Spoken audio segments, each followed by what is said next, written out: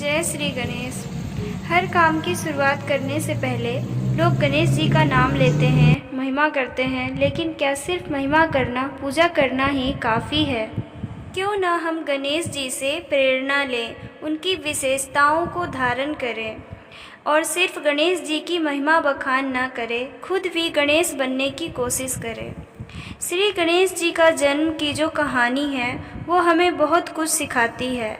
जब शंकर जी तपस्या के लिए बहुत दूर पहाड़ों पर गए थे, तब पार्वती जी अपने शरीर की मिट्टी निकालकर एक बच्चे का निर्माण किया। एक दिन पार्वती जी स्नान करने जा रही थी तो उस बच्चे को द्वार पर खड़ा किया और उससे कहा कि अंदर कोई नहीं आना चाहिए। अचानक उस दिन शंकर जी आ गए तो गणेश ने अपनी आज्ञा का पालन किया और शंकर जी को अंदर जाने नहीं दिया, क्योंकि वो अपने पिता को नहीं पहचानते थे। शंकर जी को इतना गुस्सा आया कि उन्होंने उसका सर काट दिया और पार्वती जी को जब यह पता चला कि शंकर जी ने उसका सर काट दिया तो वो बहुत क्रोधित हो गई। फिर शंकर जी माता पार्वती को शांत करने के लिए एक हाथी का सर काटकर गणेश के सर में लगा दिए। हम यह कहानी सुनते तो हैं मगर यह नहीं सोचते कि यह कहानी हमें क्या सिखा रही है। बच्चा अपने पिता को नहीं पहचानता है और शंकर जी जो स्वयं भगवान थे, जिन्होंने 10 सालों की तपस्या के बाद वापस आए थे और इतना गुस्सा आ गया कि अपने ही बच्चे का सर काट दिया। आज के समय में अगर मनुष्य 10 मिनट भी प्रतिदिन मेडिटेशन कर ले तो वह इतना शांत हो जाता है कि ऊंची आवाज़ में बोलना भी वह पसंद नहीं करता। और भगवान 10 साल की तपस्या के बाद भी इतना गुस्सा, वह भी एक छोटी सी बात पर। हम ये कभी नहीं कहते कि शंकर जी ने गणेश की हत्या की, बल्कि ये कहते हैं कि शंकर जी ने गणेश का सर काटा। हत्या में और सर काटने में दोनों बातों में बहुत फ़र्क होता है। अब सर काटना और हत्या दोनों में अंतर समझते हैं। भगवान जब इस सृष्टि में आते हैं तो मनुष्य अपने अहंकारवश भगवान को पहचानना ही भूल जाता है। क्यों ये कहा जाता है कि देवी पार्वती ने मैल यानी अपने शरीर की मिट्टी से एक बालक का निर्माण किया था? क्या एक मनुष्य के शरीर पर इतनी मिट्टी हो सकती है कि वह एक बालक का निर्माण करे? वह देवी की लीला थी, इसलिए उनकी थोड़े से मैल से भी एक बच्चे का निर्माण हो गया। मिट्टी से बच्चे का शरीर निर्माण किया मतलब हर मनुष्य को यह समझना चाहिए कि उसका शरीर मिट्टी का है। लेकिन मनुष्य के अंदर कितना अहंकार होता है और परमात्मा अहंकार को काटते हैं। हमारे अंदर अहंकार से भरा मन यानी हमारा शरीर, उसे काटते हैं। तो शंकर जी ने बच्चे का सर काटा। एक सवाल और आता है कि जब भगवान ने बच्चे का सिर काटा तो उसी सर को वापस लगा भी देते, उन्होंने दूसरा सर क्यों लगाया? जब परमात्मा हमारी अहंकार से भरा सर काटते हैं तो वह एक ज्ञान से भरा सर लगाते हैं। इसलिए भगवान ने अहंकार को काटकर ज्ञान से भरा सिर लगाया। तो इसका मतलब यह नहीं कि गणेश जी में अहंकार था। भगवान यह लीला की रचना इसलिए किए ताकि हर मनुष्य यह समझ सके कि अहंकार रूपी मन को त्याग कर ज्ञान रूपी मन का स्थापित करना जरूरी है। गणेश जी की अगर एक एक अंग को देखें तो वो हमें सही जीवन जीने का तरीका सिखाता है और ज्ञान को अपने जीवन में कैसे लाना है वह धारणा सिखाता है। सबसे पहले गणेश जी का सर बड़ा यानी कि जो ज्ञान से भरा हो और आँखें छोटा। आँखें छोटे होने का मतलब है कि उतना ही देखना जितना सही है और ज़रूरी है। फिर मुंह छोटा मतलब कम बोलना लेकिन कान बड़ा, ज़्यादा सुनना लेकिन कान है भी कैसा तो सूप के जैसा। सूप का काम क्या है? अच्छी चीज़ों को रखता है और कचड़े को फेंक देता है।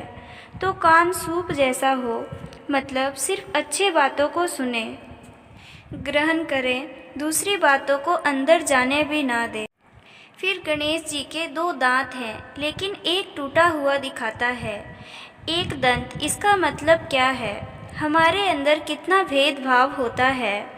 कौन छोटा है बड़ा है, अमीर है गरीब है, जाति पाति का भेदभाव। एक दंत यह दर्शाता है कि सब एक समान हैं, कोई छोटा और बड़ा नहीं है।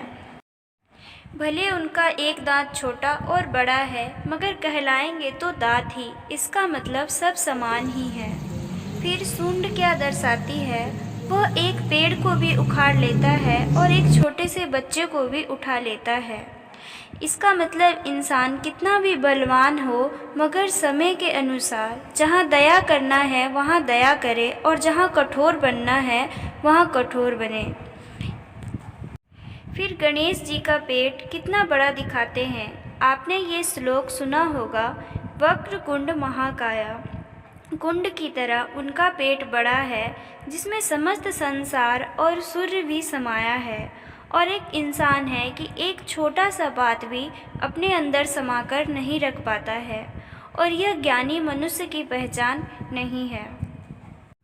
गणेश जी की 4 भुजाएं दिखती हैं और चारों भुजा में सुंदर अलंकार है।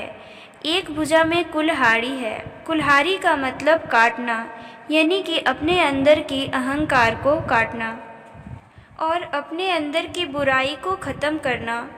दूसरे हाथ में रस्सी दिखाई जाती है। इसका मतलब यह है कि अपने जीवन को मर्यादा में बांधना चाहिए। ऐसा नहीं कि कुछ भी बोला, कुछ भी किया, गलत राह पर चला, नहीं, बल्कि अपने जीवन को एक मर्यादा में बांधकर रखना चाहिए। फिर तीसरा हाथ आशीर्वाद देता हुआ दिखाई देता है। मतलब यह है कि हमेशा देने वाला बनना चाहिए, सबको आशीर्वाद दे, दान पुण्य करते रहना चाहिए। चौथे हाथ में मोदक है, मतलब मेहनत करना। कहते हैं ना, मेहनत का फल मीठा होता है। आपने देखा होगा गणेश जी जब बैठते हैं तो एक पैर मुड़ा होता है और एक पैर जमीन पर होता है। मतलब इस दुनिया में रहना है तो पाँव जमीन पर रखना होगा, सबसे मिलजुल कर रहना चाहिए। कई बार इंसान को बहुत घमंड हो जाता है, कभी रंग रूप का, घर मकान का, तो कभी पैसे का। तो घमंड को त्याग कर मन को अस्थिर करना ही जमीन पर रहने का मतलब है।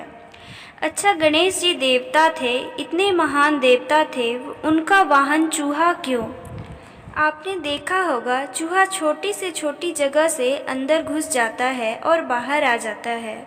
इसका मतलब कि जब इंसान के जीवन में दुख छोटा हो या बड़ा, उससे घबराना नहीं चाहिए, बल्कि उसका डट कर सामना करना चाहिए। एक न एक दिन खत्म हो ही जाएगा।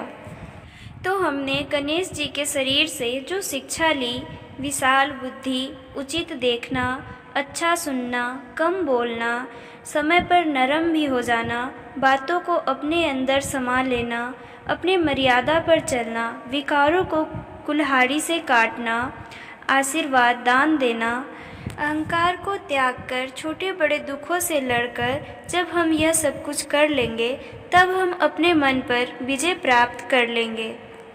गणेश जी की सिर्फ पूजा करना, महिमा करना ही काफ़ी नहीं है, बल्कि उनकी गुणों को अपने अंदर उतारना भी उतना ही ज़रूरी है।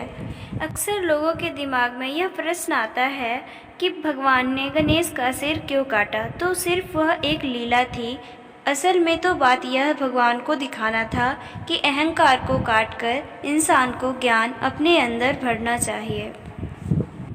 अगर वीडियो पसंद आई होगी तो चैनल को सब्सक्राइब और वीडियो को लाइक कीजिएगा, ताकि आगे भी आपको ऐसी वीडियो की नोटिफिकेशन मिलती रहे।